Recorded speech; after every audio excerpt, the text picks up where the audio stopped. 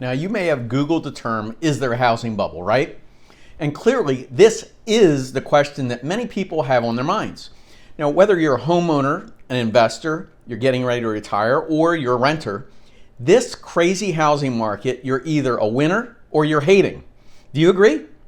So whether you're waiting for prices to go down or you're loving the equity that you've gained, the housing market picture is pretty murky right now. Now, many have told me that I think I overpaid 2 years ago, then they're sitting on this huge nest egg and very happy. But the big problem is escalating home prices. Both buyers and sellers are worried about the housing market and are trying to figure out what the future will bring. This is the reason that I'm doing this video, so that you can decide your own investing strategy moving forward. So give me a thumbs up if you're good with that. Now, I'm going to take a deep dive into the main economic indicators that can help you see what will unfold over the next 6 months and even into the next few years. So if you're thinking there's a bubble, it's not just about the high prices. Investment needs to be driving demand way beyond where it should be. So you may feel like real estate is in a bubble, but that can be really disguised as inflation. So I've got a question for you.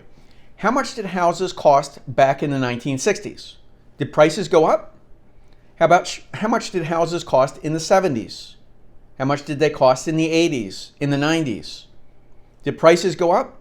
The truth is, I believe home prices are unlikely to fall by any significant measure, and at best, prices will rise more slowly than outpace inflation and much less extreme than last year.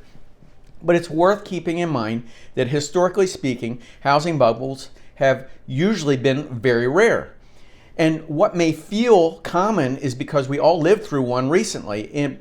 But the 2007 mortgage crisis happened to a series of events and decisions such as relaxed banking and lending standards. That's not what's happening today. So the number one impact in the housing market today, lending standards.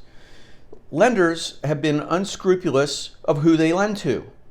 It doesn't seem so. Today's buyers are extremely qualified. The median FICO score for the average loan purchase is 42 points higher than the 2007 mortgage crisis level, which was around 700. And this is according to the Urban Institute. Now, there were many regulations and restrictions that were put into place after the 2007 crisis to help maintain a healthy housing market. I can say it, right? And this is such as like Dodd-Frank laws. And this is where many banks were fined millions and even billions of dollars for their participation in lending fraud. Today, not everyone's going to qualify. Banks and lenders are holding home buyers to much higher standards. So the number two impact in the housing market is the mortgage rates increasing. Now, back in the early 2000s, housing speculation was rampant. Adjustable mortgage rates were tempting buyers with low introductory mortgage rates that rose. Now, these were used to buy and flip, and today many more investors are long-term. They're buy and hold. Why? Because during inflationary times, usually it's a good thing for real estate. When interest rates drop, this encourages more investors to enter the market. Why? Because they can risk less of their own cash to do so. However, experts seem to unanimously agree that interest rates will rise by a full percentage point this year. Now, this will help discourage overly speculative investing as borrowing becomes more expensive.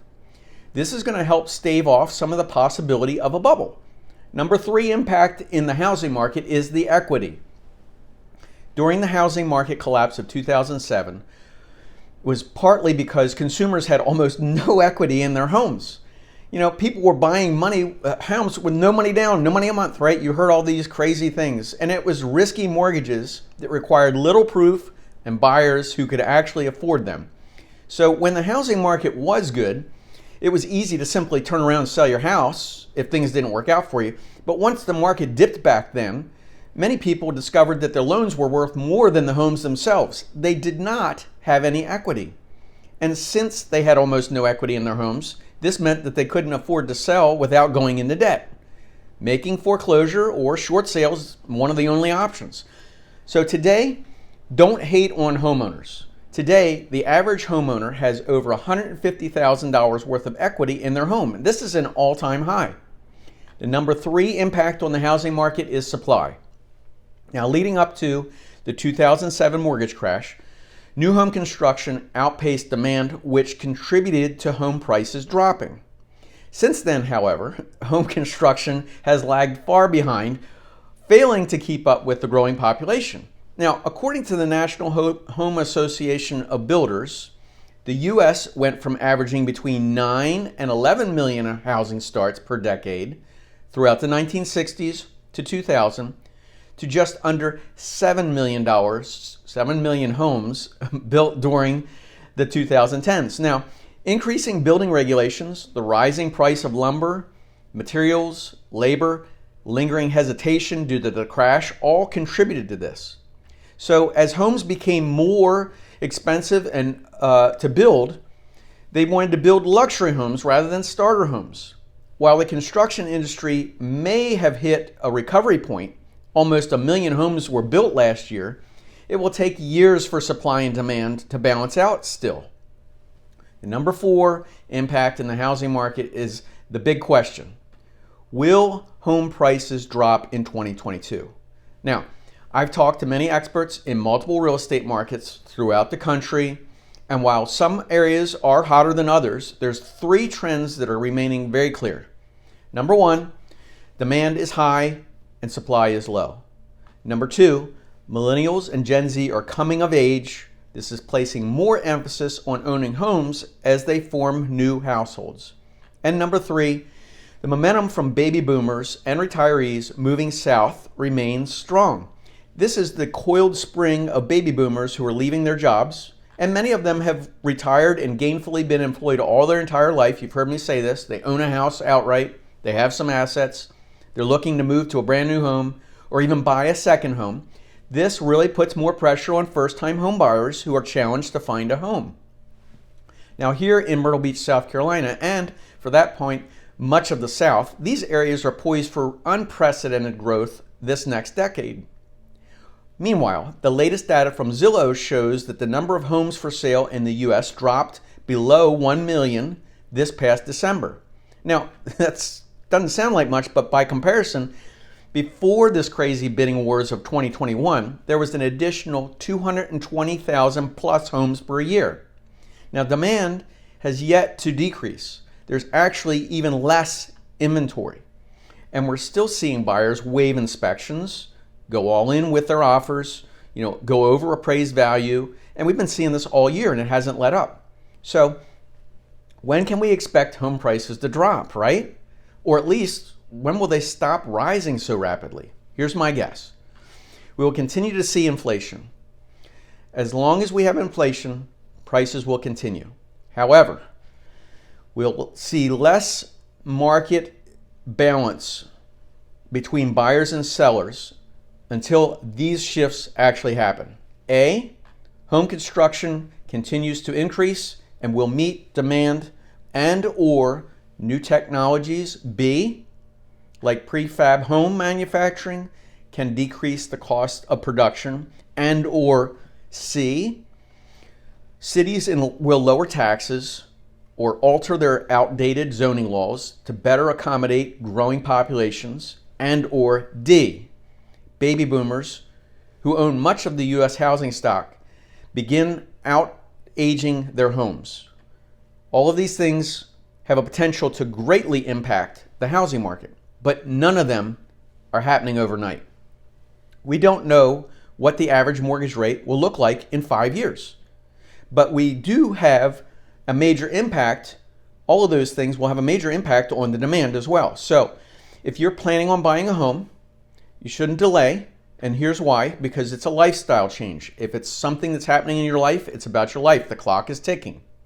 If you're waiting for home prices to drop, don't. If you're a renter, you may end up renting forever. The question is, are we in a housing bubble? Is there going to be a real estate crash? It's been over 2 years since the guru suggested that there was a housing boom was already over and the bubble would pop. Now, many armchair real estate fortune tellers have made videos and they turned out to be dead wrong.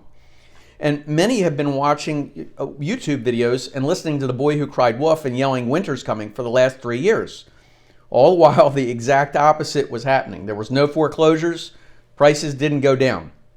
Now look, I'm not an accountant, I'm not an attorney, you can consult with them. But I have been investing in real estate for the last 36 years.